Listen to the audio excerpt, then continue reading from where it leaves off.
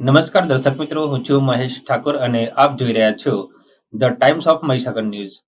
નજર કરીએ આજના મહત્વના સંતરામપુર તાલુકાના તલાદરા ગામે સસ્તા અનાજની સરકારી દુકાનદારની ઘોર ગેરરીતિ જોવા મળી.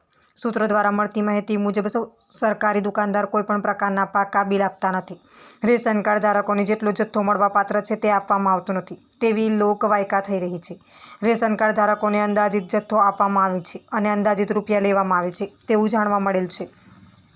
દુકાનદાર કાળા બજાર કરીને જે લોકો પૈસા આપીને બજારમાં ભાવમાં ચોખા, ચણા વગેરે લેવામાં આવે તેમને આપે છે, પણ રેશન કાર્ડ ધારકોને જેટલો જથ્થો મળવાપાત્ર છે તેમની સાથે છેતરપિંડી કરી કાટાપીટા કરીને ઓછું અનાજ આપે છે.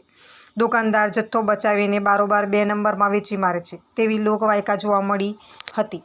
ગરીબ પ્રજાના માટે સરકાર દ્વારા આપવામાં આવતા આ સસ્તા અનાજનો ઉપયોગ દુકાનદાર 2 નંબરમાં કરી બારોબાર કમાણી કરી લે છે અને ગરીબ પ્રજા સાથે છેતરપિંડીનો ખેલ ખેલી રહ્યા હોય તો આવા દુકાનદાર સામે તંત્ર પગલાં લેશે કે કેમ તે જોવાનું રહ્યું. જુઓ આગલા અંકમાં.